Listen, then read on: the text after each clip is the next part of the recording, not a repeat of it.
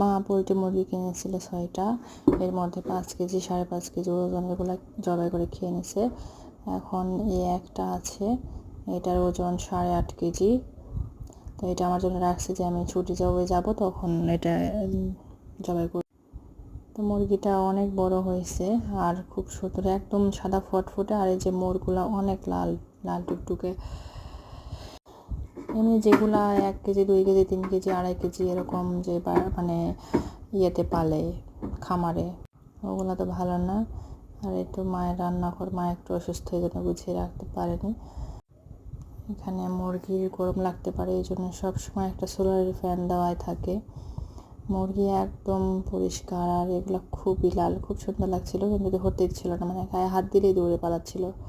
আর মুরগির ওই পাশে দেশি মুরগি কয়েকটা রাখছে ওই যে ইয়ের মধ্যে,